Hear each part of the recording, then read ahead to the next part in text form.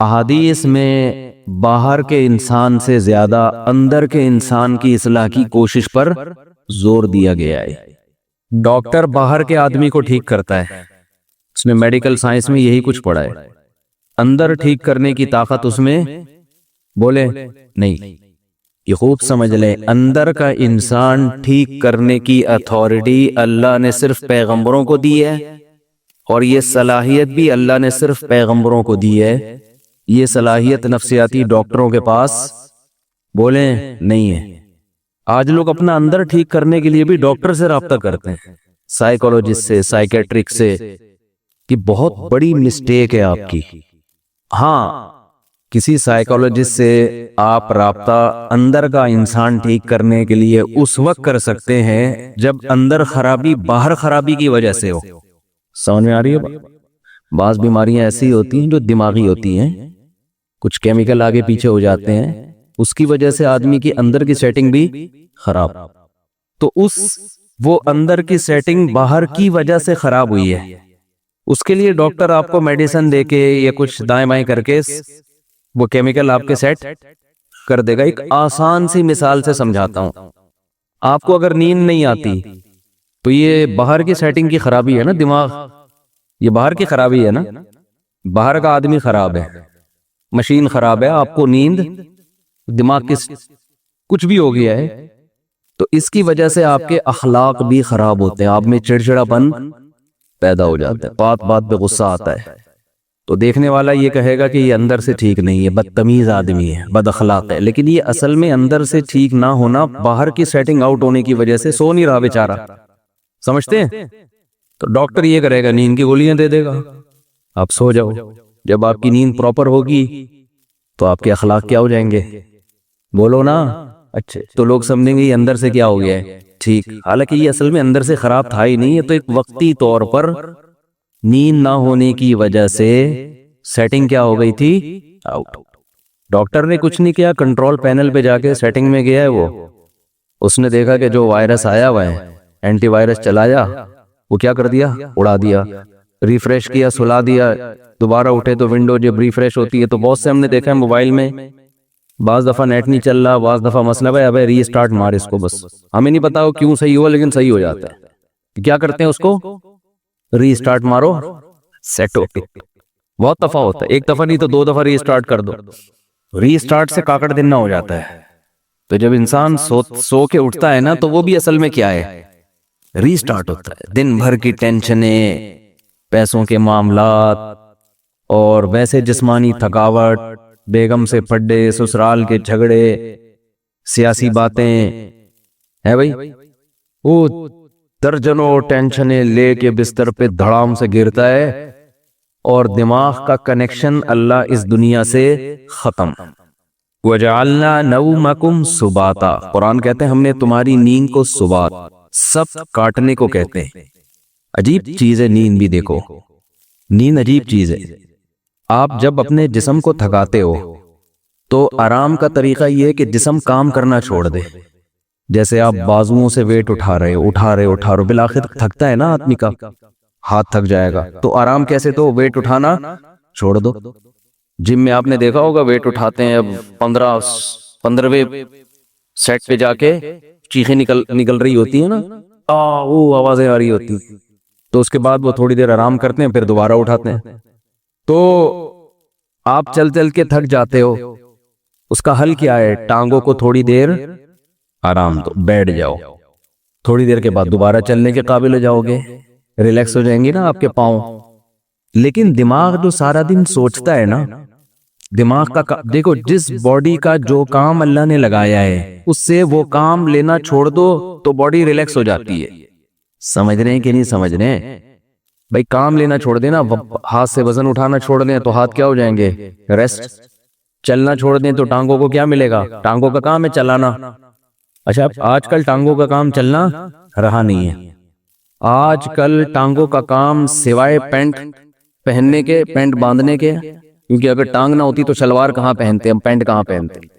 چلنا پھرنا لوگوں نے کیا کیا ہے، چھوڑ دیا ہے۔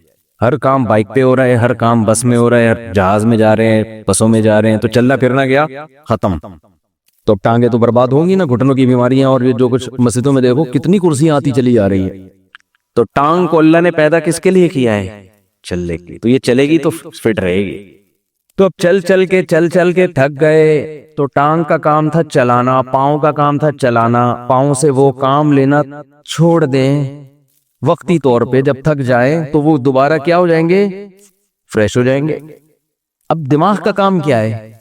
بولو نا. دیکھو آنکھوں کا کام ہے دیکھنا، ہم کوئی مطالعہ کر رہے ہو، اسٹڈی کر رہے ہو، جو ونس اپون اے ٹائم لوگ کیا کرتے تھے اب تو ختم ہو گیا. تو تاریخ بھی ڈرامے دیکھ کے لوگ سیکھ رہے ہیں، حالانکہ جو ہسٹری ہے نا وہ کتابوں میں ہوتی ہے. صحیح مولانا اسماعیل ریحان صاحب کی کتاب ہے ہسٹری پہ، تاریخ پہ ضرور پڑھیں آپ لوگ، تاکہ یہ جو بنو امیہ اور بنو عباس کے لوگوں نے جھگڑے کھڑے کیے ہوئے ہیں نا حضرت معاویہ پہ الزامات، مستند تاریخی کتاب ہے، اس کو پڑھیں لازمی. ورنہ آپ غلط لکھی ہوئی تاریخیں پڑھیں گے تو آپ کا دماغ خراب ہو جائے گا. بعض لوگوں کو بنو امیہ خولیا ہو گیا ہے.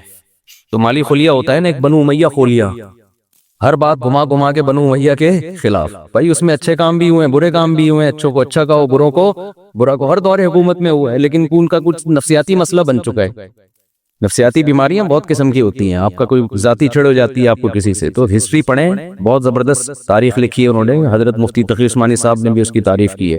خیر یہ درمیان میں ایک بات آ گئی.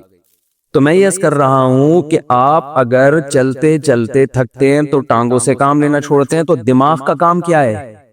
آنکھوں سے جب اسٹڈی کرتے ہیں، مطالعہ کرتے ہیں، آنکھیں تھک جاتی ہے نا، تھوڑی دیر کے لیے آدمی آنکھوں کو ایسے کر کے رکھ دیتا ہے، کتاب تھک جاتا ہے، تو پھر فریش ہو کے مطالعہ کرنا شروع کر دیتا ہے. دماغ کا کام ہے سوچنا. تو دماغ کو ریسٹ کیسے ملے گا؟ جب وہ سوچنا بند کر دے. یہ اپنے اختیار میں ہے. بولو نا کیا ہو گیا؟ دیکھو ہاتھ سے ویٹ اٹھا رہے تھے اپنے اختیار میں، ویٹ نہ اٹھاؤ. پاؤں سے چل رہے تھے اپنے اختیار میں. دماغ کا کام کیا ہے؟ آرڈر کرے گا ٹانگوں کو رک جا، ٹانگیں رک جائے گی. دماغ آنکھوں کو آرڈر کرے گا بند کر لو اپنے آپ کو، آنکھیں بند ہو جائیں گی. دماغ آرڈر کرے گا ہاتھوں کو کہ وزن اٹھانا چھوڑ دو. یہ پوری باڈی کو کون مینیجر کون ہے اس باڈی کا؟ آپ کا برین ہے. یہ سارے کام کر رہا ہے. اس کو آرڈر کون دے گا؟ اس کا تو کوئی باپ ہے ہی نہیں نا جو اس کو آرڈر دے. ارے جب دماغ ٹانگوں کو آرڈر دیتا ہے تو ٹانگیں کام کرنا چھوڑ دیتی ہیں. دماغ آپ کی زبان کو آرڈر دیتا ہے، بھائی بس کر، 1 گھنٹے کا بیان ہو گیا، ایک جمعہ ہمیشہ لیٹ ہو رہا ہے تو تھوڑا جلدی کر لے، اس بیان جلدی ختم کر لے. یہی ہوتا ہے نا. تو دماغ آرڈر دے گا تو زبان اگر بات سمجھ میں آئے گی اس کے دماغ کی تو رک جائے گی، نہیں سمجھ میں آئے گی تو چلتی رہے گی. لیکن آرڈر کون دیتا ہے؟ دماغ. دماغ کو جب سکون چاہیے تو اس کا طریقہ یہ ہے کہ دماغ سوچنا چھوڑ دے. تو دماغ کو سوچنا چھوڑنے کا آرڈر کون دے گا؟ دماغ دے گا کیا؟ آدمی اپنے سے بڑے کی بات مانتا ہے جو اس پہ آرڈر چلاتا ہے. دوسری بات، دماغ جب آرڈر دے گا تو یعنی دماغ اپنا ماتحت تھوڑی ہوگا. تو دماغ کو کوئی بھی آرڈر نہیں دے سکتا. دماغ کسی کی سنتا نہیں ہے. دماغ کو آرڈر وہ دے گا جو دماغ سے اوپر ہے، وہ اللہ ہے، اللہ کے سوا کوئی نہیں ہے. اس لیے اللہ کہتے ہیں وَجَعَلْنَا نَوْمَكُمْ سُبَاتًا، ہم نے بنایا ہے تمہاری نیند کو دماغ اور اس دنیا کا رشتہ ڈسکنیکٹ کرنے والا. نیند کو اللہ نے ایسا بنا دیا کہ آپ کے دماغ کا اس دنیا سے کنیکشن کیا ہوتا ہے؟ ڈسکنیکٹ، سوئچ آف ہو جاتا ہے. تاریں کاٹ دی جاتی ہیں. جو دماغ کی تاریں ہیں نا جو پھیلی ہوئی ہیں، جو دیکھ رہے ہیں دھوپ ہو رہی ہے، بارش ہو رہی ہے، نہیں ہو رہی ہے، گرمی ہو رہی ہے، سردی ہو رہی ہے، چمونی آپا کیا کر رہی ہیں، اور بیگم کچن میں کیا کر رہی ہے، اور میری بچی کا فون کیوں نہیں آیا، میرا بچہ ابھی تک کمبخت 3 بج کے گٹر کے ڈھکن پہ کیوں بیٹھا ہوا ہے صبح 1 بجے تک. یہ سارے مسائل کھوپڑی میں گھومتے ہیں کہ نہیں گھومتے؟ ہاتھ تھا کہ آدمی جب سونے کے لیے لیٹتا ہے تو اور زیادہ گھومنا شروع کر دے. جب لائٹ آف ہوتی ہے تو اور دماغ فریش ہو کے سوچنا شروع کر دیتا ہے. اب آپ اپنے دماغ کو آرڈر دے کے سو جا. دماغ کبھی بھی آپ کے کہنے پہ بولو نہیں سوئے گا.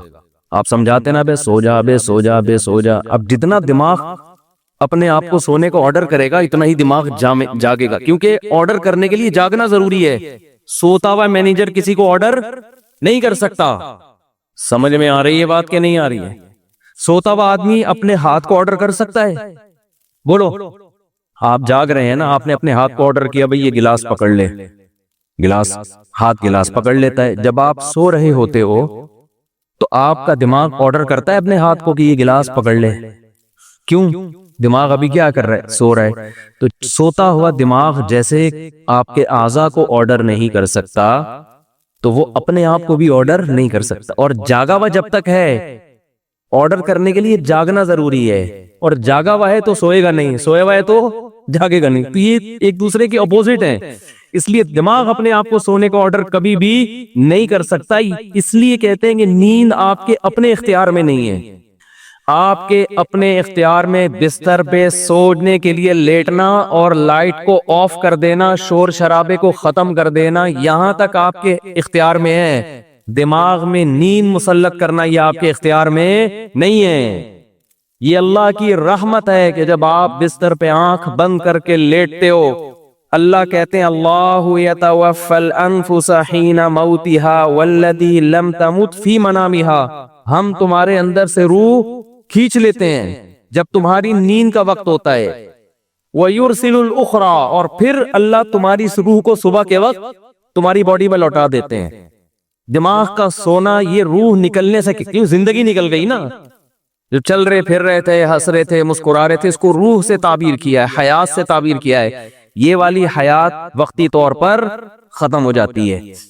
تو یہ اللہ کی بہت بڑی نعمت ہے کہ اللہ آپ کا سبات کا مطلب اللہ آپ کا دماغ کا کنیکشن اس دنیا سے ڈسکنیکٹ, جب ڈسکنیکٹ ہوا تو سوچنا چھوڑ دیا دماغ نے. سوچنا چھوڑتا ہے تو وہ 4, 5, 6, 8 اور کراچی میں تقریباً 13 گھنٹے سونے کے بعد وہ دماغ کیا ہو جاتا ہے, صرف فریش ہی نہیں ہوتا بلکہ بیکار ہو جاتا ہے. وجہ اس کی یہ کہ جب کسی باڈی کو بہت زیادہ آرام دے دیا جائے نا تو وہ اعضاء ناکارہ ہونا شروع ہو جاتے ہیں. آپ واکنگ کرتے ہو, چلتے چلتے چلتے چلتے تھک گئے, پھر بیٹھو, آپ پھر اتنا بیٹھو جتنے میں ٹانگیں ریلیکس ہو جائیں. جب ریلیکس ہو گئی, سکون مل گیا, پھر چلو یا کوئی اور کام کرو.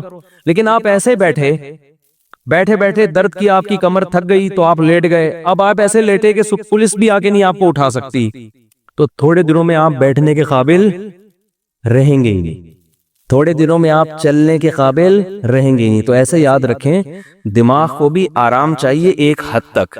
اتنا سونا کہ دماغ کو جتنا آرام چاہیے تھا فریش ہو گیا, پھر سوئے جا رہا ہے, پھر سوئے, تو اس کا مطلب دماغ میں سوچنے سمجھنے کی صلاحیت ختم ہونے والی ہے تھوڑے دنوں میں. بھینس میں سوچنے کی صلاحیت ہوتی ہے, ایک ہی جگہ کھڑے زندگی گزار دیتی ہے وہ. کیا خیال ہے؟ اگر اس میں سوچنے کی صلاحیت ہوتی نا, وہ لاتے مار مار کے بگاتی آپ کو, کم از کم ٹیکا نہ لگانے دیتی. کہتی بھائی میرا دودھ نکال لیا, کھلا لیا, پلا لیا, بس صحیح ہے, 5 کلو 10 کلو بہت ہے تمہارے لیے. کتنا دودھ دیتی ہے مجھے تو پتہ نہیں, 10 کلو 15 کلو جو بھی ہے, اب کافی ہے. اب یہ کہ ٹھوک ٹھوک کے مجھے نچوڑ, میری ہڈیوں کا جوس کیوں نکال رہا ہے تو.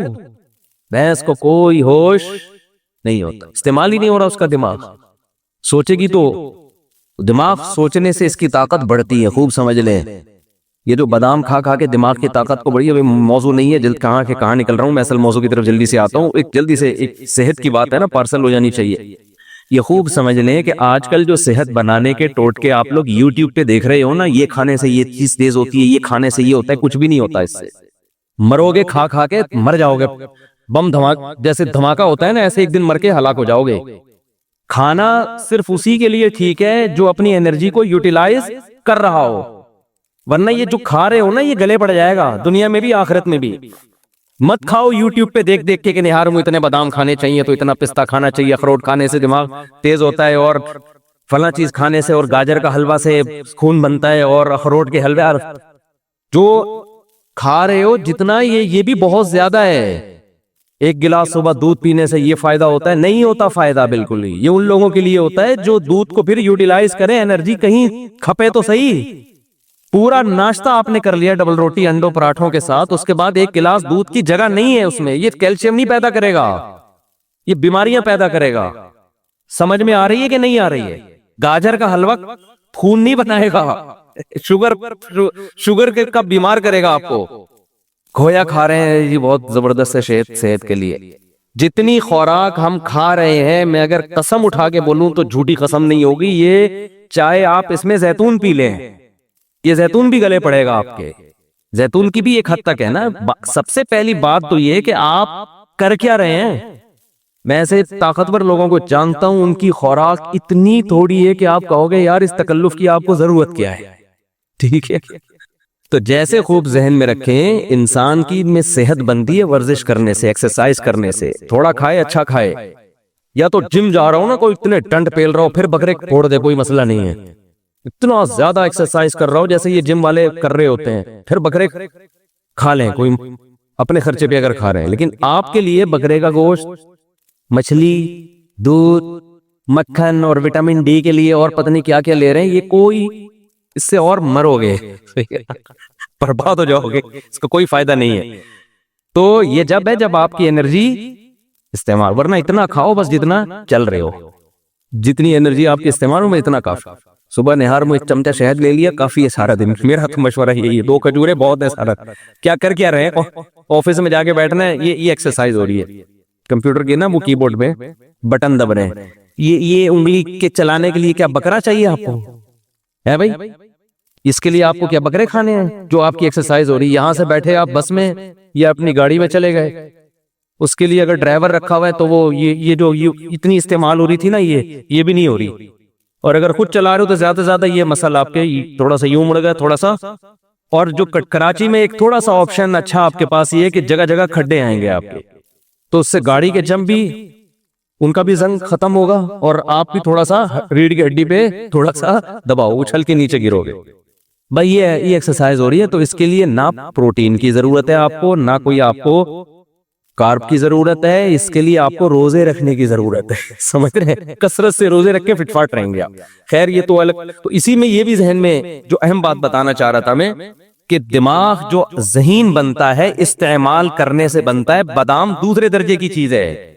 جو آدمی بادام نہ کھائے لیکن دماغ سے سوچتا ہے، اس کا دماغ بادام کھائے بغیر زیادہ تیز ہوگا.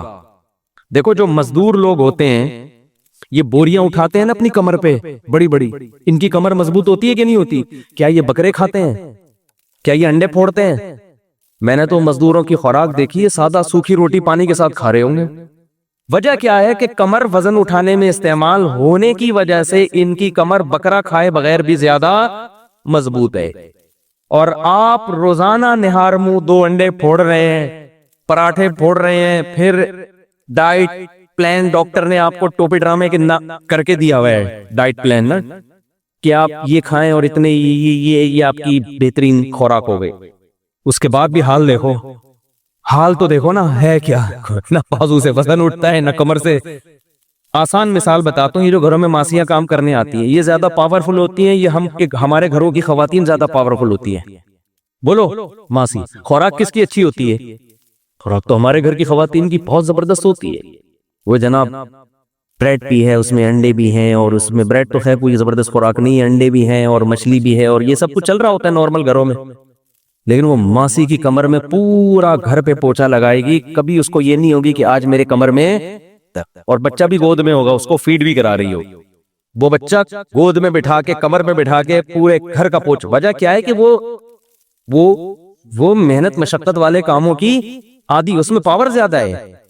تو اسی طرح خوب ذہن میں رکھیں کہ دماغ میں جو ذہانت پیدا ہوتی ہے، دماغ کا زنگ جو ختم ہوتا ہے، وہ بادام کھانے سے نہیں ہوتا، اخروٹ کھانے سے نہیں ہوتا. اس میں سب سے پہلے کیا چیز ہے؟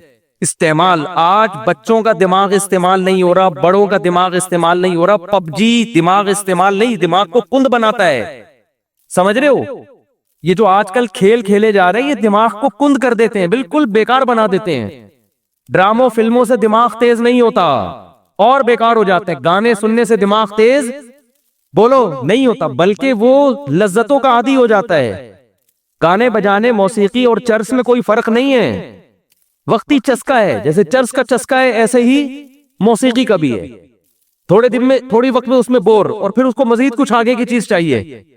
تو دماغ میں اگر آپ نے تیزی پیدا کرنی ہے تو سوچو، سمجھتے ہو، استعمال کیا کرو، پلاننگ کیا کرو صبح صبح اٹھ کے. پھر اس کے بعد جب دماغ آپ کا سوچنے سے تھکے گا تو بجائے الٹی سیدھی چیزیں کھانے کے اخروٹ کھا لو. اس سے کیا ہوگا؟ اس سے دماغ کو طاقت ملے گی. بادام کھا لو، اس سے دماغ کو طاقت ملے گی. پھر اچھی اچھی چیزیں کھاؤ اپنے خرچے پہ. لیکن جو پہلے جو بڑے بڑے ذہین لوگ پیدا ہوئے ان کو تو اخروٹ میسر نہیں تھے، کیسے کیسے کام کیے انہوں نے۔ میں نے ڈاکٹر ذاکر نائک سے پوچھا آپ اتنے تیز ہو، آپ ایسے حوالے آپ کو رٹا لگائے ہوئے یاد ہے کہ آپ کون سی مارکیٹ سے بادام خریدتے ہیں؟ انہوں نے کہا کہیں سے بھی بادام بھی خریدتے۔ کیوں؟ دماغ کیا کیا ہے؟ استعمال کیا ہے نا، استعمال کر کر کے کیا ہو گیا؟ تیز ہو گیا۔ تو بچوں کو بھی دماغ استعمال کروایا کرو، اور دماغ اگر آپ کے پاس استعمال کرنے کا کوئی طریقہ آپ کو سمجھ میں بالفرض اگر نہیں آ رہا تو دو تین کام ایسے جن میں دماغ بہرحال کھپتا ہی ہے۔ قرآن حفظ کرنا شروع کر دیں، اس میں دماغ استعمال بولو نا یار ہوگا۔ نمبر 2، کوئی زبان سیکھنا شروع کر دیں، اس میں دماغ بہت کھپتا ہے۔ کوئی زبان سیکھنا، کوئی نئی زبان سیکھنا شروع کر دیں، عربی سیکھ لیں، انگریزی سیکھ لیں، جن کو اردو نہیں آتی وہ اردو سیکھ لیں۔ کوئی بھی زبان جب آپ نئی سیکھنا شروع کرتے ہو تو دماغ بہت آپ کا استعمال ہوتا ہے اس۔ اور یہ خوب سمجھ لیں کہ 40-45 سال کے بعد جو آدمی ایکسرسائز نہیں کرتا بہت تیزی سے بڑھاپے کی طرف جاتا ہے، سمجھ رہے ہیں؟ کیونکہ اب جسم ریورس ہونا شروع، جو ایکسرسائز کرتا ہے اس کی سپیڈ کم ہو جاتی ہے، وہ دیر تک جوان رہتا ہے نا۔ تو اسی طرح خوب سمجھ لیں 40 سال تک تو کھوپڑی کسی نہ کسی طریقے سے چلتی رہتی ہے، اس کے بعد اگر آپ دماغ استعمال نہیں کرتے تو دماغ سونا شروع ہو جاتا ہے، آپ کند ذہن ہونا بہت تیزی سے، پھر غائب دماغ پروفیسر نہیں ہوتے جیسے۔ تو اس میں زیادہ اس بات کی اہمیت ہے کہ آپ 40 45 50 سال کے بعد کوئی نئی زبان سیکھنا شروع کرتے ہیں، استعمال کرنا شروع کرتے ہیں، ورنہ تھوڑے دنوں میں آپ یہاں سے کیا ہو جاؤ گے؟ خالی۔ تبھی ہم نے علماء کو دیکھا ہے وہ بڑھاپے میں بھی صحیح دماغ ہوتا ہے ان کا۔ وجہ کیا ہے؟ ہمارے شیخ حضرت مفتی رشید احمد صاحب رحمہ اللہ تعالی 78 سال کی عمر، بالکل صحیح دماغ۔ وجہ کیا ہے؟ روزانہ استعمال ہو رہا ہے نا، فقہی مسائل میں غور کر رہے ہیں، دلائل کا تجزیہ کر رہے ہیں، تو وہ تجزیہ کر کر کے مسائل میں غور کر کر کے روزانہ مسائل آ رہے ہیں، ان پہ ریسرچ کا کام ہو رہا ہے، تو ان کا دماغ فٹ فاٹ رہتا ہے بالکل۔ یہ موضوع سے ہٹ کے ذرا بات آ گئی، لیکن اب ہم دوبارہ موضوع کی طرف آتے ہیں۔ تو میں عرض یہ کر رہا تھا آپ سے کہ کھوپڑی استعمال کیا کریں، صحیح ہے؟ کھوپڑی ایسی استعمال ہوگی، کوئی چیز سیکھے، کوئی تجزیہ کرنا، کتاب لکھنے سے بہت فائدہ ہوتا ہے انسان کو، لیکن خامخواہ کی کتابیں نہ لکھیں، فضول بھرمار، کوئی تحقیقی کتاب جس میں آپ کی کھوپڑی استعمال ہو۔ تو خیر، تو میں یہ عرض کر رہا تھا کہ اندر کا جو انسان ہے نا، اندر کا انسان، اس اندر کا انسان اگر باہر کی وجہ سے خراب ہوگا تو ڈاکٹر صحیح کر دے گا اس کو، نیند صحیح نہیں ہو رہی، یہ لے گولی کھا کے سو جا، یہ کوئی کیمیکل آگے پیچھے ہو گئے۔ لیکن اگر اس کی باہر کی وجہ سے نہیں ہے، یہ اندر ہی کا فالٹ ہے، تو یہ نفسیاتی ڈاکٹروں کا کام نہیں ہے، یہ کس کا کام ہے؟ پیغمبروں کا۔ اور جو پیغمبروں کے جانے کے بعد جو پیغمبروں کے وارث ہیں، جو پیغمبروں کو فالو کرتے ہیں، وہ صرف علماء ہیں، اس کے علاوہ کوئی بھی نہیں ہے۔ وہ عالم جو باعمل ہو، وہ عالم جس کے پاس صحیح علم ہو، اس کے علاوہ اندر کے انسان کو ٹھیک کرنا کسی کے بس میں نہیں ہے۔ اور ایسے عالم جو باعمل بھی ہوں اور علم بھی ہو اور تجربہ بھی ہو، ان کو بزرگ کہا جاتا ہے ہماری اصطلاح میں۔ سمجھ میں نہیں آتی بات؟ تو ہم یوں بھی کہہ سکتے ہیں کہ اندر کا آدمی بزرگوں کی بغیر ٹھیک نہیں ہو سکتا۔ ہاں، بزرگ کی پھر دو قسمیں ہیں، سچی مچی کے اور جھوٹی موٹی کے، تو ہر چیز کی دو قسمیں۔ اللہ تعالیٰ نے دنیا میں جو کافر لوگ ہیں، کافر جو اللہ کو نہیں مانتے یا اللہ کو مانتے ہیں مگر ایسے نہیں مانتے جیسے ماننا چاہیے، جیسے کہ لبرل مسلمان، میں جس کے پیچھے پڑتا ہوں تو ہاتھ دھو کے پڑتا ہوں، عاملوں کے پیچھے پڑا تھا تو ان کو گھر تک پہنچا کے آیا تھا، پھر بعض لوگوں کے پیچھے پڑا تو وہ آخر تک چیلنج کر کے فائلیں لپیٹ کے رکھ دیں کہ بھئی یہ آخری میرا بیان ہے، یہ چیلنج ہے۔ تو اس کے بعد اب جو بھی بات ہوگی تو پہلے یعنی آمنے سامنے ہوگی، بس تو اتنی بڑی بات کر دی، اب کیا رہ گیا کرنے کے لیے؟ آمنے سامنے ہوگی، ریکارڈنگ ہم بھی کریں گے، بس اتنی سی بات، اب نہیں چھیڑ رہا دوبارہ اس موضوع کو۔ تو اسی طرح یہ جو لبرل لوگ ہیں نا، ان کو بھی انشاءاللہ گھر تک پہنچا کے آئیں گے، کیونکہ اسلام کو آج کل نقصان کافر اتنا نہیں پہنچا رہا جتنا یہ لبرل لوگ پہنچا رہے ہیں۔ ان کے دل گناہ کر کر کے سخت ہو چکے ہوتے ہیں۔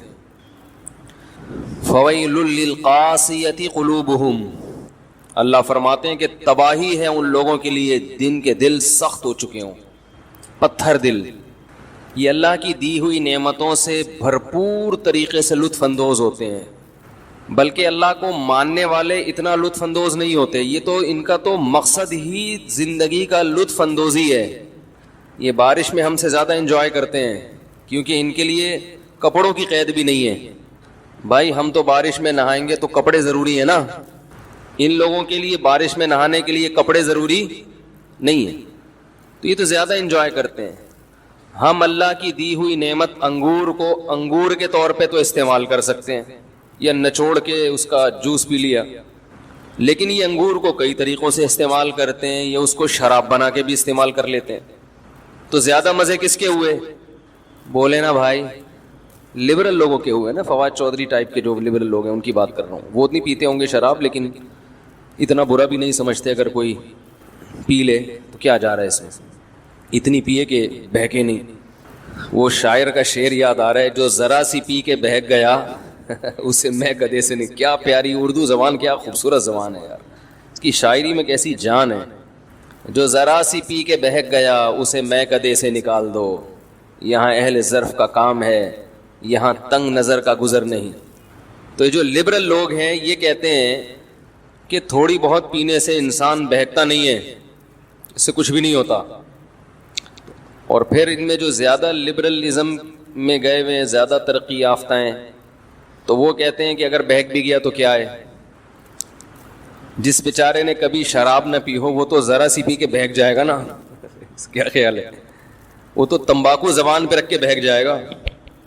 شعر دوبارہ سن لیں, اس کا اس موقع پر کوئی مطلب نہیں بنتا لیکن مزیدار شعر ہے. جو ذرا سی پی کے بہک گیا اسے میں کدے سے, بولے بھائی میں کدا شراب خانے کو کہتے ہیں نا, میں شراب کو میں کدا جہاں شراب پی جاتی ہے. تو شرابیوں کے بھی نا اپنے نخرے ہوتے ہیں, انہوں نے اس بری چیز پہ اتنی اچھے لیبل لگائے ہوئے ہیں کہ آپ مجھے بتاؤ, جو تھوڑی سی پی کے بہکتا ہے اس کا مطلب وہ شراب کا عادی نہیں ہے, وہ نیک آدمی ہوا نا. اور جو ذرا سی پی کے بہک جائے اس کا مطلب باپ دادا شراب پیتے آئے ہیں اس کے, تو یہ تو اور برا ہو گیا. لیکن وہی بات ہے, لفاظی کا دور ہے یار. میرے آواز مجھے نہیں سمجھ میں آ رہی ہے, لوگوں کو کہاں سمجھ میں آئے گی, ہے اتنی گونج رہی ہے آواز. تو جو ذرا سی پی کے بہک جائے وہ تو برا آدمی ہے, سوری اچھا آدمی ہے, کہ اس کا مطلب ہے وہ پینے کا عادی نہیں ہے. لیکن آج کا دور ہے نا لفاظی کا, کہ برائی کو اچھائی اور اچھائی کو برائی کر کے پیش کر دو. تو شاعر نے یہی کام کیا ہے کہ جو ذرا سی پی کے بہک جائے وہ تو اہل ظرف ہی نہیں ہے, اس میں تو ظرف ہی نہیں ہے, تو برداشت ہی نہیں ہے اس میں, تو اس کو میں گدھے سے نکال دو. ایسے نیچ گھٹیا لوگوں کا ہمارے میں گدھے میں کام نہیں ہے. ٹھیک ہے, صحیح ہے. تو یہی ہیروئنچی بھی پڑھ سکتے ہیں یہ شعر. ہیروئنچی جو خاندانی قسم کے ہیروئنچی ہوتے ہیں نا, تو وہ اگر ہیروئن پہ یہ لگا دیں کہ جو ذرا سا سٹا لگا کے بہک گیا اسے پائپ کے منہ سے نکال دو. برساتی نالا ہوتا ہے نا پائپ, جس میں ہیروئنچی بیٹھے ہوتے ہیں, اور وہ یہ بھی کہہ سکتے ہیں یہاں اہل ظرف کا کام ہے, یہاں تنگ نظر کا گزر نہیں. تو خیر یہ تو ایک درمیان میں چٹکلے ہمارے آتے ہی رہتے ہیں. تو میں یہ کر رہا تھا کہ جو لبرل لوگ ہیں وہ اللہ کی نعمتوں کو زیادہ انجوائے کرتے ہیں, کیونکہ وہ تو حلال اور حرام کا فرق بھی نہیں کرتے نا. ان کے لیے خواہش پوری کرنے کے لیے نکاح کا ہونا ضروری نہیں ہے, حلال اور حرام کا فرق وہ نہیں رکھتے. لیکن قرآن میں اللہ کیا فرماتے ہیں, فَوَيْلٌ لِّلْقَاسِيَةِ قُلُوبُهُمْ, تباہی ہے ان لوگوں کے لیے جن کے دل سخت ہو چکے ہیں.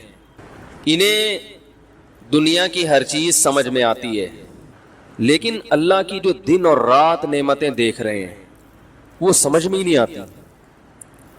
بارش جب برستی ہے تو کیسی اللہ کی رحمت کہ اللہ انسانوں کو زندہ رکھنے کا انتظام کر رہا ہے. یہ بارش کا جو برسنا ہے نا, یہ جو لبرل لوگ ہیں یا کافر لوگ ہیں تو ہر چیز کو اتفاقی کہتے رہتے ہیں نا, اتفاقی اتفاقی اتفاقی اتفاقی ہے, نیچرل ہے نیچرل ہے. ارے بھائی کیا نیچر نے خود اپنے آپ کو بنا لیا ہے؟ نیچر میں اتنی عقل ہے کہ کس وقت کیا ہونا چاہیے اور وہ اسی حساب سے ہوتی چلی جا رہی ہے. نیچر تو ایک فرضی چیز ہے, نیچر تو خود کریٹڈ ہے, وہ کیسے کریٹر ہو سکتی ہے بھائی؟ ہم لوگ کہتے ہیں نا یہ آدمی بائی بورن ایسا ہے, پیدائشی ایسا ہے, کیا مطلب اسی فطرت پہ اس کو پیدا کیا گیا ہے. تو یہ بھی پیدا اور اس کی جو فطرت ہے وہ بھی پیدا شدہ ہے. تو لیکن اتنی عقل نہیں ہے جو اللہ کو نہیں مانتے یا اللہ کی نہیں مانتے. بہت سے لوگ اللہ کو مانتے ہیں, جیسے ہمارے جو لبرل مسلمان ہیں اللہ کو مانتے تو ہیں, لیکن اللہ کو یہ والا ماننا قبول نہیں ہے. اللہ کہتے ہیں مجھے اس قسم کے ماننے کی چندہ ضرورت نہیں ہے. جیسے آپ اپنے ابا کو کہتے ہو ابا آپ میرے ابا ہیں, لیکن ابا کہتے ہیں بیٹا آئی ڈی کارڈ میں میرا نام ڈال لو ولدیت میں, آپ اس کے لیے بھی تیار نہیں ہوتے. ابا کسی کام کا آپ کو کہتے ہیں, آپ اس کے لیے تیار نہیں ہوتے. ہاں, ابا سے پیسے لینے کے لیے آپ آ جاتے ہیں. جب پیسے لینے کی باری آتی ہے تو ابا کہتے ہیں بیٹا بات تو میری کوئی مانتا نہیں ہے. تو آپ جواب میں کہتے ہیں ابا بہرحال ابا تو آپ ہی کو مانتا ہوں. تو ابا کہیں گے مجھے ایسے ابا ماننے کی چندہ ضرورت نہیں ہے, جو تمہارے مفاد میں جا رہا ہو, اور جب تمہارے مفاد میں ضرورت پڑتی ہو تو میں ابا نہیں ہوں. تو آج کے جو مسلمان ہیں جو زیادہ پڑھ لکھ جاتے ہیں, زیادہ, کیونکہ یہ لبرلزم پڑھے لکھے لوگوں میں زیادہ ہے, کیونکہ ان میں تکبر پیدا ہو جاتا ہے کہ ہمیں بہت کچھ آتا ہے. پھر یہ مولویوں کو گھٹیا سمجھنا شروع کر دیتے ہیں, جاہل سمجھنا شروع کر دیتے ہیں. بلکہ مولوی کی بات اگر لاجک کے مطابق ہوگی نا, بلکہ وہ کوئی سائنسی تحقیق بھی پیش کرے گا سائنسدانوں کے حوالوں کے ساتھ, اس کو بھی نہیں مانتے کیونکہ مولوی نے کہہ دی بات. یہ تکبر ہے. ایک تو آپ نے علم کا جو معیار ہے نا وہی غلط ہے آپ کا. بعض لوگوں کی نظر میں انگلش آنا علم کا معیار ہے. اس کا مطلب جاپان میں تو سارے جاہل رہتے ہیں, فرانسیسی سارے جاہل ہوتے ہیں, ناروے کے لوگ سارے جاہل ہیں. یورپ میں تو انگلش اکثر لوگ نہیں سمجھتے, وہاں کے سائنٹسٹ بھی نہیں سمجھتے. بعض چیزیں فرانس میں ایجاد ہوتی ہیں, کتابیں لکھی جاتی ہیں, ان کا انگلش میں ترجمہ بعد میں ہوتا ہے. گوروں میں یعنی جو انگریز ہیں ان میں بعد میں آتی ہے وہ چیز. تو کیا وہ فرانس کے سائنسدان جاہل ہیں جن کو انگلش نہیں آتی؟ تو یہ ہمارے دماغوں پہ انگلش آنا بہت اچھی بات ہے, بین الاقوامی زبان ہے, جتنی زیادہ زبانیں آئیں اتنا اچھا ہے, اور ان میں انگلش تو سر فہرست ہے. لیکن یہ کوئی علم کا معیار نہیں ہے. ایک مسلط کر لی ایک چیز اپنے اوپر, لاجک کی بات اردو میں ہوگی, علم کی بات اردو میں ہوگی تو وہ بھی اسی طرح قابل احترام ہے جیسے پنجابی میں ہو تو بھی قابل احترام. اگر کوئی آپ کو پنجابی میں حدیث سنائے تو کیا اس بیس پہ رد کریں گے کہ یہ کس میں سنا رہا ہے؟ بولنے پہ اردو میں بولنے میں, انگلش تھوڑی بلوا رہا ہوں. اس بیس پہ رد کریں گے کہ یہ پنجابی. نیوٹن کا قانون اگر کوئی سندھی میں سنائے ہے تو کیا وہ غلط ہوگا؟ بھائی بات یہ ہوتی ہے کہ آپ بات کیا کر رہے ہیں.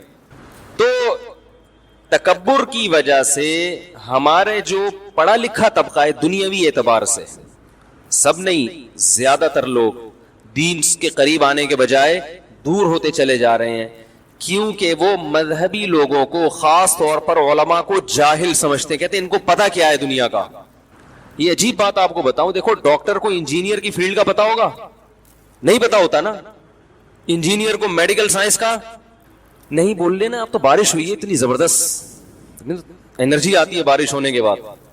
انجینئر کو ڈاکٹر کی فیلڈ کا نہیں پتا ہوگا, ایک میتھمیٹکس کو میڈیکل سائنس کا نہیں پتا ہوگا, ایک پنچر والے کو, بلکہ ڈاکٹر کو پنچر کا نہیں پتا ہوگا. تو یہ بھی تو علم ہے نا, پنچر لگانا. علوم اور فنون وہ تو کچھ بھی ہو سکتا ہے, لیکن ڈاکٹر انجینئر کی بات کو اس بیس پہ رد نہیں کرے گا کہ اس کو میڈیکل سائنس کا کچھ بھی نہیں پتا. وہ کہے گا بھائی انجینئرنگ کی فیلڈ میں یہ ہم سے آگے ہے. ایک میکینک ڈاکٹر کی بات کو اس لیے مسترد نہیں کرے گا کہ اس کو تو گاڑیوں کا کچھ پتا ہے ہی نہیں, یہ تو ٹائر, اس کے تو انجن آئل یہ مجھ سے چینج کرواتا ہے, یہ کیا میرا علاج کرے گا. تو یاد رکھو اسی بیس پہ یونیورسٹی میں پڑھے لکھے پروفیسروں کا یا ڈاکٹروں کا یا انجینئروں کا, کسی عالم یا مفتی کی بات پہ اس بیس پہ رد کرنا کہ ان کو تو ہمارے علم کا کچھ پتہ ہی نہیں ہے, تو یہ کوئی لاجک بنتی ہے؟ بولو نا بھائی.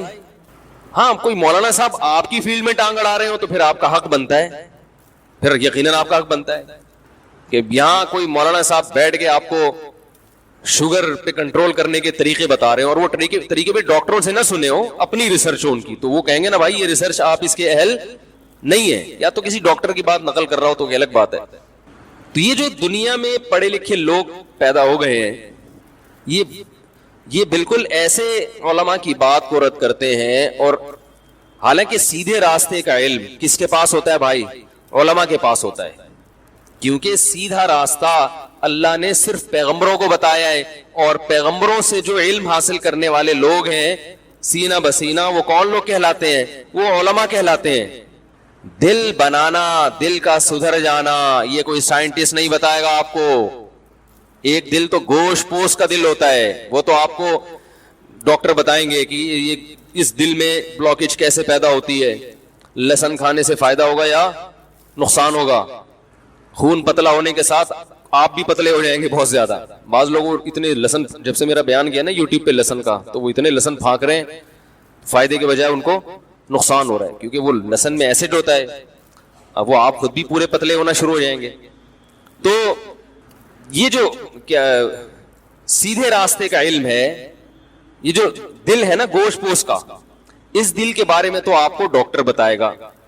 لیکن وہ دل جس میں جذبات ہوتے ہیں, جس میں روحانیت ہوتی ہے, جس میں احساسات ہوتے ہیں, اس دل کے قبلے کو درست رکھنا اور وہ والا دل صحیح راستے پہ چلتا رہے, یہ راستہ میرے بھائی صرف کون بتائے گا؟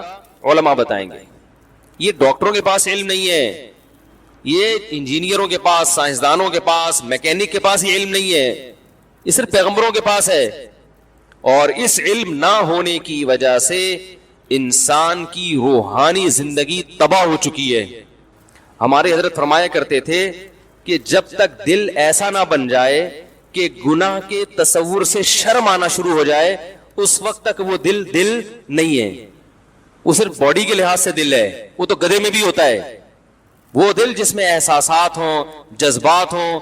وجاء بقلب سلیم, قرآن کریم کہتا ہے نا کہ آخرت میں کامیابی اس کو ملے گی. وجاء ربہ بقلب سلیم, جو اپنے رب کے پاس ایسا دل لے کر آیا جو دل برائیوں سے پاک تھا. پتہ ہی چلا بھائی, ایک تو دل کولیسٹرول سے پاک کرنا جتنا ضروری ہے, برائیوں سے پاک کرنا اس سے بھی زیادہ ضروری ہے. اور یہ دل کی برائی ہے کیا؟ دل میں دنیا کی محبت پیدا ہو جائے, اللہ کی نعمتیں دیکھ کر بھی اللہ سے محبت نہ پیدا ہو, جذبات مر جائیں, احساس مر جائے.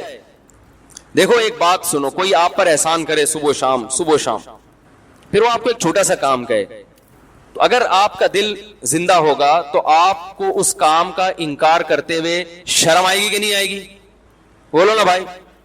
اگر آپ کو شرم نہیں آ رہی, آپ نے کام تو کر دیا, اس کی نافرمانی نہیں کی, کام تو کر دیا, آپ نے کہا اتنے احسان کیے ہیں تو چلو یار میں کر لیتا ہوں, کیا جا رہا ہے, تو بھی ٹھیک ہے. لیکن اتنا ٹھیک نہیں ہے. ہونا یہ چاہیے کہ آپ کو انکار کرتے ہوئے شرم آ رہی ہو, یہ کیفیت پیدا ہو جائے.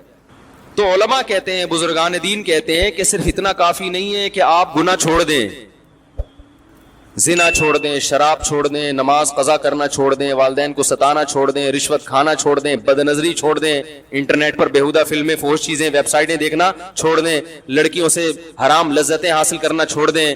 صرف اتنا کافی نہیں ہے, بلکہ صحیح دل اس شخص کا ہوتا ہے کہ اسے جب پتا چل جائے کہ بھائی اللہ نے اس چیز کو غلط قرار دیا ہے, تو اسے وہ کام کرتے ہوئے شرم آئے. کرتے ہوئے نہیں, تصور, کیونکہ کرتے ہوئے تو کرنا تو شروع کر دیا اس نے, تصور سے شرم آئے, بھائی کیسے کر لیتے ہو. یوسف علیہ الصلوۃ والسلام کو جب عزیز مصر کی بیوی نے بند کمرے میں زنا کی دعوت دی, جوان ہے, جوان خوبصورت, اور بادشاہ کی بیوی بھی کوئی کم خوبصورت نہیں ہوگی, اور مصر کا حسن تو ویسے ہی مشہور ہے, مصر میں تھی, کوئی روک ٹوک نہیں ہے, نہ بدنامی کا خطرہ. عورت جب خود دعوت دے رہی ہو تو منع کرنے میں بدنامی کا خطرہ ہوتا ہے, کیونکہ اس طرح کی عورتیں الٹا بلی کس پہ ڈال دیتی ہیں؟ مرد پہ ڈال دیتی ہیں, بدنام کر دیتی ہیں, اور لوگ اس قسم کی باتوں میں عورت کی بات کو شوق سے سنتے ہیں. تو تمام راستے زنا کے آسان ہو چکے ہیں, بدنامی کا ڈر بھی نہیں ہے, بلکہ انکار کرنے میں بدنامی کا ڈر ہے, اور ہوئے بھی. انکار کرنے میں جیل جانے کا خوف ہے, اور چلے بھی گئے.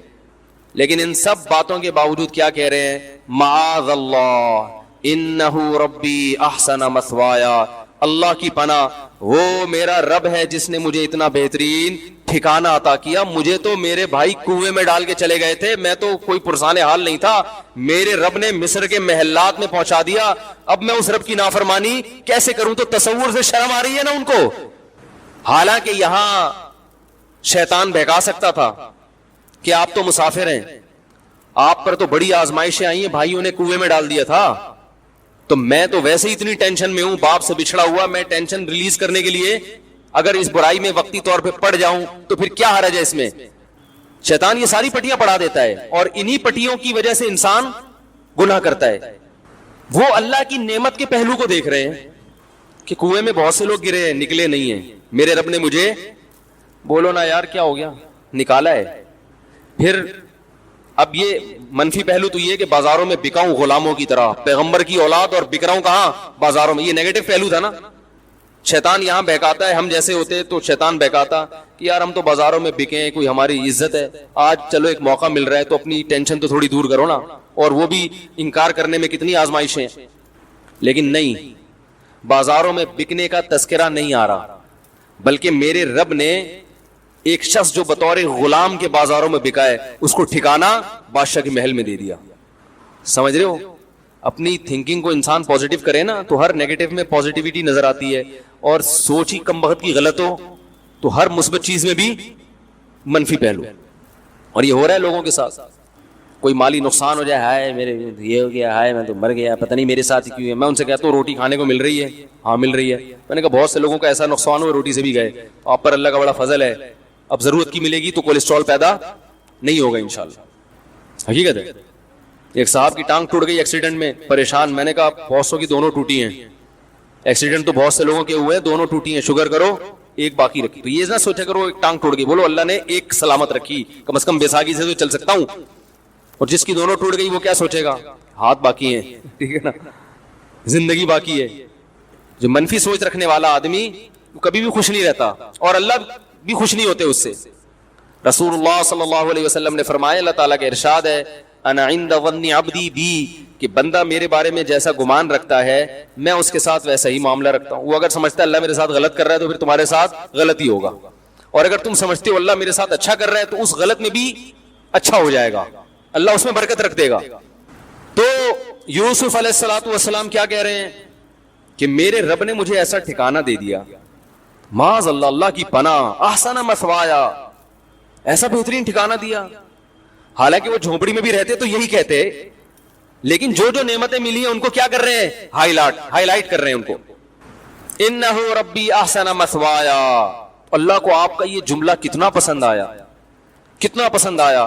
اللہ فرماتے ہیں ہم نے یوسف کو برائی سے بچایا, کذالک لنصرف عنہ السوء والفحشاء, اس طرح ایسا ہوا تاکہ ہم ان کو برائی سے ہم نے ان کو پھیر دیا, اس لیے کہ وہ ہمارے مخلص بندوں میں سے تھے. تو انسان جب کوشش کرتا ہے تو اللہ کی مدد بھی اس کے ساتھ شامل ہوتی ہے. زانی دنیا میں بہت گزرے ہیں, آج بھی لوگ ذرا ذرا سی بات پہ زنا کر لیتے ہیں. زنا ہمارے معاشرے میں بہت تیزی سے پھیل رہا ہے, کیونکہ ہماری حکومتوں کی پالیسیاں ایسی ہیں کہ وہ عفیف اور پاک دامن معاشرہ چاہتے ہی نہیں ہیں. ابھی جو گورنر نے قانون پاس کیا تھا نا ابایا کا اسکولوں میں, ہمارے ایک استاد سے اس گورنر صاحب کی بات ہوئی, انہوں نے بتایا کہ وہ گورنر کہہ رہے ہیں میں اکیلا لڑ رہا ہوں اور میرا ساتھ دینے والا ایک آدمی بھی نہیں ہے. ظاہر ہے بیچارے کو ہتھیار ڈالنے پڑے. سب لوگوں نے مخالفت کی, جتنے بھی ہمارے حکومت میں نمائندے بیٹھے ہوئے ہیں سب نے ابایا کی مخالفت کی. تمہارا کیا جا رہا تھا یار, اگر وہ بچیاں ابایا پہن لیں تمہیں کیا تکلیف ہو رہی ہے اس سے. وہ گورنر یہاں تک بیچارہ اتنے پریشان ہوئے, وہ گورنر صاحب وہ کہنے لگے کہ میں نے ارادہ کیا میں استعفیٰ دے دیتا ہوں. ایک ابایا کا قانون جس میں نہ کوئی دیوبندی, بریلوی, اہل حدیث کوئی اختلاف نہیں ہے, شیعہ بھی مانتے ہیں, سب مانتے ہیں, اور ساری دنیا مانتی ہے کہ پاکستان اسلام کے نام پہ وجود میں آیا ہے. اگر قائد اعظم رحمہ اللہ تعالی اس وقت اسلام کا نام استعمال نہ کرتے پاکستان وجود میں نہ آتا. تو یہ ناشکری ہے یا نہیں ہے کہ اللہ نے جب آپ کو ایک نعمت دے دی, آپ کو ایک کنٹری دے دیا, اللہ نے اپنا کام کر دیا, اور آپ اللہ نے جو آپ کی ذمہ داری لگائی تھی آپ وہ پورا کرنے کے لیے تیار نہیں ہے. ایک قانون پاس ہونے کے بعد ختم ہو رہا ہے تو بس زلزلے نہیں آئیں گے تو کیا آئے گا میرے بھائی, تباہی نہیں آئے گی تو غربت, مہنگائی. دیکھو مسلم کنٹریز کو غیر مسلم پر قیاس مت کرو, ان کی کامیابی کے اصول کچھ اور ہیں, ہماری کامیابی کے اصول کچھ اور ہیں. بنی اسرائیل پیغمبروں کو مانتے تھے, جب انہوں نے پیغمبروں کی نافرمانی کی اللہ نے غلام بنا دیا, اور فرعون پیغمبروں کو شروع سے ہی نہیں مانتا تھا, اس کو اللہ نے حکومت دے دی تھی. وہ تو پہلے سے نافرمان تھا, مگر پھر بھی مصر میں فرعون کو ایک تھوڑی تھا, فرعون تو بہت سارے تھے, انہیں کی حکومت تھی. حالانکہ وہ تو بنی اسرائیل سے بڑا نافرمان تھا, وہ تو کہتا تھا میں رب ہوں. پھر بھی اللہ نے فرعون کو حکومت دی. اور بنی اسرائیل جو اللہ کو مانتے ہیں مگر اللہ کی نافرمانی کرتے ہیں, اللہ نے ان کو کیا بنا دیا؟ غلام بنا دیا. پھر جب بنی اسرائیل موسیٰ علیہ السلام کی دعوت پر لبیک کہتے ہیں اور پھر شریعت کو فالو کرتے ہیں, پھر اللہ انہیں دوبارہ فرعون پر حکومت عطا کرتے ہیں. کافر کتنا بھی اللہ کا نافرمان بن جائے, کیسا باغی بن جائے, وہ دنیا میں کامیاب ہو سکتا ہے. مسلمان خدا کی قسم کامیاب نہیں ہو سکتا, ذلیل در ذلیل در ذلیل ہوتا رہے گا. ہمارے لبرل حکمران سمجھتے ہیں کہ ہم ابایا کا قانون ختم کر کے, کو ایجوکیشن کو بحال کر کے, ملک میں اس طرح کا ماحول پیدا کر کے جو بڑی طاقتیں ان کو خوش کر لیں گے, ان سے قرضے مل جائیں گے اور ملک ترقی کرے گا. نہیں کرے گا. آپ کا تشخص ختم ہو جائے گا. آپ دنیا میں ذلیل سمجھے جاؤ گے, غلام سمجھے جاؤ گے. دنیا کہے گی نہ یہ ادھر کے ہیں اور نہ ادھر کے. دیکھو مسلمان کتنا مرضی بے حیا ہو جائے, وہ اس میں کافروں کا مقابلہ نہیں کر سکتا. لوگ مجھ سے میرے تو ہر قسم کے طبقے کے ساتھ بیٹھنا ہوتا ہے نا. اکثر لوگ مجھے کہتے ہیں, ہمارے جو دوست احباب ہیں نا, کہتے ہیں یار یہ پاکستان فلمیں بناتا ہے, ویسی بنتی نہیں ہے. ہمارے ایک سنگر سے کچھ دن پہلے ملاقات ہوئی, غریب تھی, تو میں نے کسی دوست سے پوچھا, میں نے کہا یہ تو سنگر ہے بھائی, اس کو تو پیسہ ہونا چاہیے. انہوں نے کہا پاکستان کے سنگروں کے پاس پیسہ, بولو بھائی, نہیں ہوتا. یہ اس طرح سے ناچ ہی نہیں سکتے جیسے ہندو ناچتے ہیں, یہ اس طرح کی فلمیں بنا ہی نہیں سکتے جیسی. تو میں نے کہا بھائی وہ بے حیائی کی وجہ سے اگر ان کو ترقی ہو رہی ہے تو یہ بھی کہہ رہے ہیں یہ وہ اس اسٹائل میں بے حیائی بھی نہیں پھیلا سکتے, پکڑے جاتے ہیں. تو میں نے کہا دیکھو یہ اس کی علامت ہے کہ مسلمان ہے نا, وہ کتنا بھی ان جیسا بننے کی کوشش کرے گا وہ بنتا نہیں ہے. ان جیسا ناچ ہی نہیں سکتا, کیونکہ ناچنا کوئی پسندیدہ کام تھوڑی ہے. بتاؤ کوئی صدر یا وزیر اعظم اگر ناچے اچھا لگے گا؟ پتہ چلا ناچنا انسانی وقار کے خلاف ہے. تو جو چیز وقار کے خلاف ہے اس میں کافر ہم سے زیادہ اچھا ہے. ان کے یہاں مائیکل جیکسن بھی پیدا ہوگا, ان کے یہاں اس جیسے ڈانسر پیدا ہوں گے, ہمارے یہاں بڑے مشکل ہیں, کیونکہ وہ اس طرح تھوڑا سا ایک غیرت کا رہے گا نا وہ, تو وہ وہاں تک نہیں پہنچ سکتے بھائی. آپ ان چیزوں میں بہت مشکل ہے سمجھانا. آپ جتنی بھی کوشش کر لو تو چھوڑ دو ان کو, بولو یہ ناچنا گانا آپ میراثی ڈھولکی آپ اچھے ہو, آپ ڈیفنس کی لائن میں محنت کرو, آپ ایجوکیشن پہ محنت کرو, ہم نہیں ہو سکتے ویسے. تو اللہ نے ایک حدود رکھی ہے نا, ایک پردہ رکھا ہوا ہے. دیکھو اسلامی ملکوں میں بھی بہت ساری ملکوں میں بے حیائی پھیلی ہے, لیکن پھر بھی وہ یورپ کا مقابلہ نہیں کر سکے.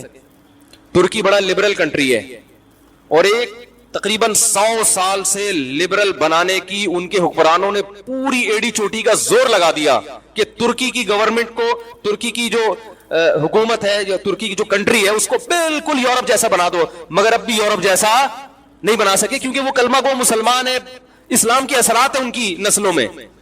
بہت بے حیائی پھیلی ترکی میں, مگر پھر بھی یورپ جیسے نہیں بن سکے. ایک لاشعوری طور پر نا ان میں حیا ٹرانسفر ہوئی ہے.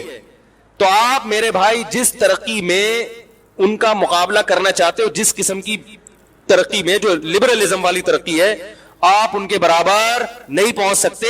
وہ اپنے ملکوں میں ان کو یہ چیزیں آپ سے زیادہ اچھی نظر آتی ہیں. آپ ان جیسے نائٹ کلب نہیں بنا سکتے. تو آپ حیا کو فروغ دو تاکہ وہ کمپیئر کریں کہ یار ہمارے معاشرے میں دیکھو اور ان کے معاشرے میں دیکھو, ہمارے اسکول کی بچیوں کو دیکھو کیسی بے شرم ہوتی ہیں, اور مسلمان ملکوں کے اسکول کی بچیوں کو دیکھو اسکارف لے کے بیٹھی ہوئی ہیں. اس طرح سے تو شاید آپ کا کوئی تشخص برقرار ہو جائے اور آپ کو کچھ لوگ ان میں سلوٹ کرنا شروع کر دیں, ورنہ آپ نہ ادھر کے رہو گے اور نہ ادھر کے رہو گے. وہ کہتے ہیں نا کوا چلا ہنس کی چال اپنی بھی بھول گیا. تو چھوڑ دو اس چیز میں, آپ کو عزت نہیں ملے گی. عرب کنٹریز کا بھی یہی حال ہے, بے حیائی کو پھیلا دیا تو کیا ان عربوں کی عزت ہو رہی ہے دنیا میں؟ مجھے یاد ہے ہم بچپن میں کتابیں پڑھا کرتے تھے, کوئی گورا عرب کنٹری میں وزٹ کر کے آتا جہاں اسلام نافذ ہے, خوش ہو کے جاتا. میں نے ایک بچپن میں ایک واقعہ پڑھا تھا کہ عرب جو میاں بیوی تھے نا, وہ سعودی عرب گئے, انہوں نے اسلام قبول کر لیا, بہت پرانی بات ہے. پھر جب وہ اپنے ملک میں گئے تو انہوں نے کتاب لکھی, اپنا واقعہ لکھا, کمپیئر کیا کہ کیسے حیا کے نظام سے نکل کر ہم بے حیائی میں آ رہے ہیں, اور وہاں کتنا اچھا فیل کرتے تھے. بھائی بے حیائی ایسی چیز ہے, ایک وقت تک اچھی لگتی ہے, اس کے بعد انسان کو یہ اچھی نہیں لگتی. حیا اچھی لگتی ہے انسان کو. آپ اپنے ملکوں میں اگر بے حیائی پھیلا, یہ پرانے سعودی عرب کی بات کر رہا ہوں, اب بھی بہت ملکوں سے بہت بہتر ہے, لیکن جا اسی ٹریک کی طرف رہا ہے جہاں ساری دنیا جا رہی ہے. تو وہ ان چیزوں سے آپ سے متاثر نہیں ہوں گے, ہمارے ملکوں میں یہ تم سے زیادہ ہیں, تم کہاں تک پہنچو گے. حیا کے نظام کو آپ فروغ دو تو وہ آپ کو سلوٹ کریں گے, کہیں گے ہمارے ہاں سب کچھ ہے, یہ نہیں ہے. تعلیم بھی ان کے ہاں بہت ہے. تو آپ نے ایک چیز آپ کا ترہ امتیاز تھی, ایک چیز آپ کے لیے قابل فخر تھی. دیکھو ایک آدمی کی بیوی مکمل پردہ کرتی ہو یا پردہ بالکل نہ کرتی ہو, تو اگر بالکل بھی پردہ نہیں کرتی, بالکل گوروں کی طرح رہتی ہے, تو بہت سی ماڈرن عورتیں اس کو لائک کریں گی, ماشاءاللہ براڈ مائنڈیڈ ہے. دیندار عورتیں پسند نہیں کریں گی. ایسا ہی ہوگا نا. اور ایک خاتون بہت زبردست پردہ کرتی ہے تو ماڈرن عورتیں ممکن ہے کچھ اعتراض کریں, لیکن دیندار خواتین اس کو لائک کریں گی. لیکن جو بیچ کی خاتون ہے اسے نہ پردے والی پسند کریں گی اور نہ, بولو بھائی, ماڈرن عورتیں. ماڈرن عورتیں اس پہ اعتراض کریں گی, باہر نکلتے ہوئے عبایا لیتی ہے اور جو پردے دار ہے کہیں گی باہر جب نکلتی ہے تو چہرہ تو تمہارا کھلا ہوا ہوتا ہے, تم جوان ہو, چہرہ کھول کے گھوم رہی ہو, مردوں سے بات چیت کر رہی ہو, تو ادھر ہو جاؤ یا ادھر ہو جاؤ. بیچ کا کسی کو بھی اچھا نہیں لگتا. تو اللہ تعالیٰ نے بھی میرے بھائی یہ نعمتیں ہمیں دی ہیں. اللہ نے اصول اور ضابطہ بیان کر دیا کہ تم بنی اسرائیل کی طرح ہو, پیغمبروں پر تمہارا ایمان ہے. تم اگر اپنی ذمہ داری پوری نہیں کرو گے, اللہ کی نافرمانی سے نہیں بچو گے, اللہ تمہیں تباہ و برباد کر دے گا, جیسے کہ ہو رہے ہیں, ہم بھوکے ننگے ہوتے جا رہے ہیں. اللہ سے دعا ہے کہ یہ جو نعمتیں اللہ نے ہمیں دی ہیں, اللہ ان نعمتوں کا استحضار نصیب فرمائے اور ان نعمتوں کو دیکھ کر ہمیں اپنی یاد نصیب فرمائے.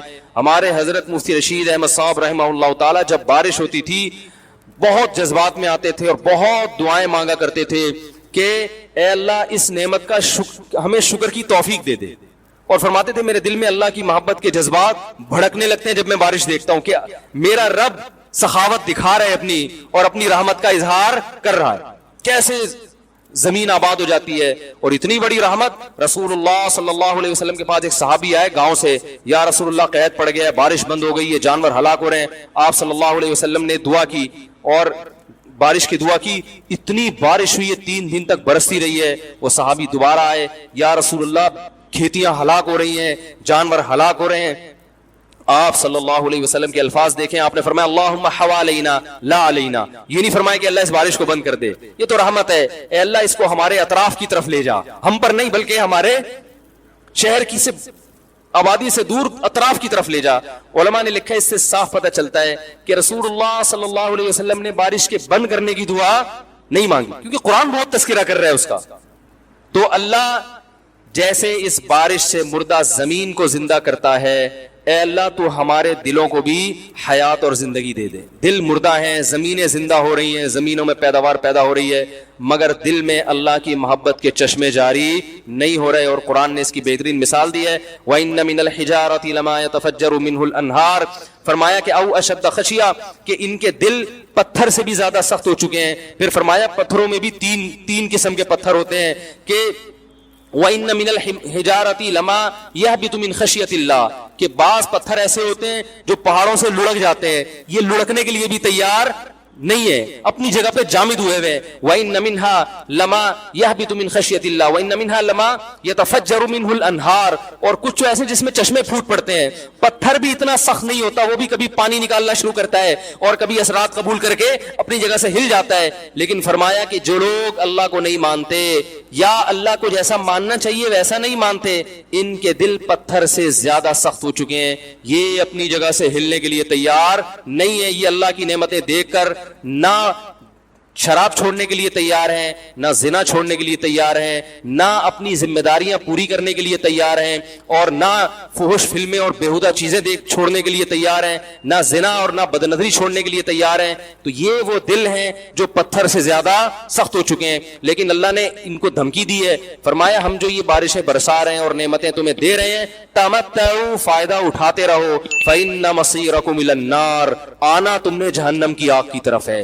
اللہ پیدا کر کے مار کے چھوڑ نہیں دے گا کہ مٹی ہو کے ختم, نا نا نا نا نا نا. یہ سب کچھ اللہ نے جو نظام بنایا ہے آزمائش کے لیے.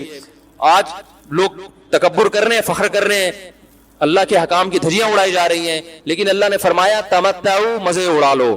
میں نے بتایا نا لبرل لوگ زیادہ مزے اڑاتے ہیں, بارش میں بغیر کپڑوں کے انجوائے کرتے ہیں. مولانا لوگ تو بیچارے تھوڑا کپڑوں کا خیال کر لیتے ہیں نا. تو اللہ فرماتے ہیں تمتعو, بہت مزے اڑاؤ, شرابیں بھی پیو, زنا بھی کرو, حرام دوستی. جو شادی کی بات کرے اس پر تو بولو, ہر وقت شادی شادی کرتا رہتا ہے ممبر پہ بیٹھ کے, لیکن زنا کرتے رہو بیٹھ کے, لڑکیوں سے حرام دوستیاں لگاتے رہو, یتیموں کا مال کھاتے رہو, بڑا بھائی چھوٹے بھائی کو وراثت نہ دے, انٹرنیٹ پر پوری پوری رات ننگی فلمیں دیکھتے رہو بیٹھ کے, لڑکیوں سے اسکائپ پہ ویڈیو چیٹنگ کرتے رہو. اللہ فرماتے ہیں تمتعو, مزے اڑاؤ جتنے اڑا سکتے ہو. ان مصیرکم الی النار, آنا آگ کی طرف ہے, کیونکہ میں رب ہوں, میری سزا پھر میرے حساب سے ہوگی, تمہارے حساب سے نہیں ہوگی. وہ سزا مؤخر اس لیے کی ہے کہ بہت بڑی ہے, چھوٹی موٹی ہوتی تو اسی وقت 2 تھپڑ لگا کے چھوڑ دیتا. یہ تاخیر اس لیے کی ہے کہ مہلت دے رہا ہے, مہلت, اب توبہ کر لو, اب توبہ کر لو, اب توبہ کر لو. نہیں کی تو اللہ فرماتے ہیں موت کا جب وقت آئے گا, پوری دنیا کی دولت بھی اگر دے گا تو میں تیری جان نہیں چھوڑوں گا. کلا انہا کلمۃ ہوا قائلھا, فرمایا اس سے پہلے توبہ کے 2 آنسو بہاتا. زمین اور آسمان نے اگر گناہوں سے زمین اور آسمان کے خلا کو بھر دیا ہے نا, وہ 2 آنسو آگ ٹھنڈا کرنے کے لیے کافی تھے. لیکن جب تم موت اپنی آنکھوں سے دیکھے گا, ساری دنیا کی دولت بھی خرچ کر دے گا, تو اللہ فرماتے ہیں توبہ کا کلمہ ایسا ہوگا, انہا کلمۃ ہوا قائلھا, ایک زبان سے نکلا ہوا کلمہ جو ہوا میں تحلیل ہو گیا. اللہ اپنے قانون میں بہت سخت ہے میرے بھائی. فرعون ساری زندگی نافرمانی کرتا رہا, جب پہلا ہوتا کھایا ہے توبہ کی نا اس نے, اور کیسی پرفیکٹ توبہ کی. کہنے لگا آمنت انہ لا الہ الا الذی آمنت بہ بنو اسرائیل, یہ نہیں کہ میں اللہ پر ایمان لایا, کیونکہ اللہ کے مفہوم میں فرق ہو سکتا ہے اپنے آپ کو اللہ کہہ رہا ہو, پوری تشریح شرح کے ساتھ حاشیے کے ساتھ کہہ رہا ہے کہ میں اس رب پہ ایمان لایا جو ایک غلام قوم کا رب ہے. صحیح ہے نا, میری جو بنی اسرائیل جو میرے غلام تھے نا, وہ جس کو رب مانتے ہیں میں اس پر کو رب مانا میں نے. اللہ فرماتے ہیں آل آنا, اب ایمان لا رہے, وقد عصیت قبل, اس سے پہلے تو نے نافرمانی کی ہے, ایسا عبرت کا نشان بناؤں گا. فالیوم ننجیک ببدنک لتکون لمن خلفک آیا, تو مر جائے گا تیری باڈی سلامت رہے گی, آنے والے لوگ قیامت تک تیری باڈی کو دیکھ کر عبرت حاصل کرتے رہیں گے کہ یہ ہے جس نے زمین پر ایسی حکومت کی کہ اس کی حکومت کے کھوٹے زمین پہ گڑ گئے. آج کیسا عبرت کا نشان بنا ہوا ہے, کیسا پڑا ہوا ہے, مسالے لگا لگا کے تو اس کو محفوظ رکھا جا رہا ہے. اور اللہ فرماتے ہیں یہ تو اس کی باڈی ہے جو تمہیں نظر آ رہی ہے, اس پر گزر کیا رہی ہے ہم تمہیں بتاتے ہیں. النار, آگ ہے, یعرضون علیہا غدوا وعشیا, جس آگ پر صبح اور شام اس کو جلایا جاتا ہے. وَيَوْمَ تَقُومُ السَّاعَةُ, اور جب قیامت قائم ہوگی, ادخلوا آل فرعون اشد العذاب, اللہ فرمائیں گے کہ ہم حکم دیں گے فرشتوں کو کہ فرعون کو اس سے سخت عذاب میں ڈال دو. آپ کو فرعون لیٹا ہوا نظر آ رہا ہے, قرآن کہہ رہا ہے لیٹا ہوا نہیں ہے, وہ صبح اور شام آگ میں جلایا جا رہا ہے. اس کو ہزاروں سال گزر گئے, صبح بھی آگ میں جلتا ہے, شام کو بھی آگ میں جلتا ہے. اور فرمایا ابھی قیامت آنے دو, جہنم میں ہمیشہ کے لیے داخل کروں گا جو اس سے بھی زیادہ سخت ہے. وَإِذْ يَتَحَاجُّونَ فِي النَّارِ, اور فرمایا جہنم میں جانے کے بعد کیا ہوگا, آپس میں ان کے مکالمے کو اللہ نے ذکر کیا ہے کہ جو فرعون کے ماتحت تھے وہ فرعون سے کہیں گے تیری اطاعت اور فرما برداری میں, تیری حکومت کی وجہ سے ہم نے موسیٰ کی بات نہیں مانی, اسے کمزور کہا, تو کہتا تھا موسیٰ کو بولنا نہیں آتا, موسیٰ کے پاس حکومت نہیں ہے, موسیٰ ہماری طرح پڑھا لکھا نہیں ہے, موسیٰ ہماری طرح براڈ مائنڈڈ نہیں ہے, ہم نے تیری دعوت کی وجہ سے موسیٰ کی بات کا انکار کیا, آج ہم آگ میں جل رہے ہیں. فَهَلْ أَنْتُمْ مُغْنُونَ عَنَّا نَصِيبًا مِنَ النَّارِ, کیا ایک دن کے لیے تو ہم سے آگ کو دور کر سکتے ہو. تو وہ کہے گا کہ میں خود اس جہنم کی آگ میں جل رہا ہوں, میں تم سے آگ کو دور نہیں کر سکتا. اللہ فرماتے ہیں سب مل کے جہنم کے داروغ کے پاس جائیں گے. وقال الذين في النار لخزنة جہنم ادعوا ربكم, کہ فرشتوں سے کہیں گے تم اللہ سے دعا کرو کہ کچھ عذاب میں تخفیف ہو جائے, کچھ مہلت مل جائے.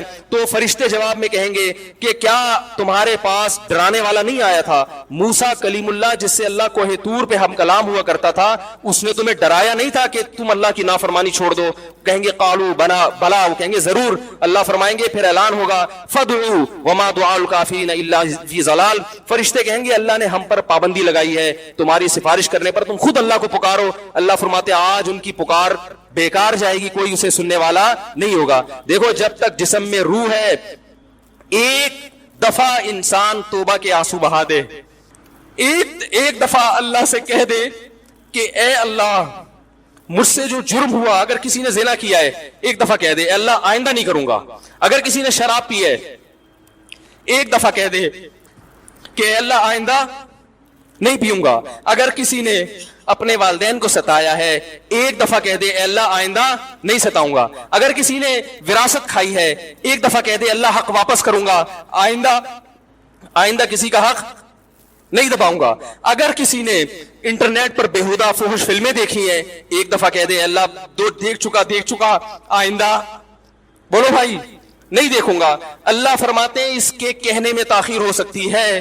وَمَن يَعْمَلْ سُوءًا أَوْ يَظْلِمْ نَفْسَهُ ثُمَّ يَسْتَغْفِرِ اللَّهَ یجد اللہ غفور الرحیم, کہ ایسا ہی بڑا سے بڑا جرم کر لے, اس کے بعد جب اللہ سے توبہ کرے گا بشرطے کہ روح جسم کے اندر موجود ہو, اللہ فرماتے ہیں یجد اللہ غفور الرحیم, اللہ صرف گناہ کو معاف نہیں کرے گا بلکہ یہ اللہ کو غفور اور رحیم پائے گا. غفور بھی پائے گا, پانے کا مطلب ہے محسوس کرے گا کہ اللہ نے اس کے جرم کو معاف کر دیا ہے, اور رحیم بھی پائے گا کہ مزید رحمتیں بھی کر رہا ہے. یہ اس وقت تک اللہ کی طرف سے بھائی پیکیج ہے جب تک روح جسم کے اندر موجود ہے, کیونکہ غیب کا معاملہ ہے. جب اس روح اور جسم کا رشتہ کمزور ہو گیا, ایڑیاں رگڑتے رہو گے لیکن اللہ توبہ قبول کرنے کے لیے تیار نہیں ہوگا.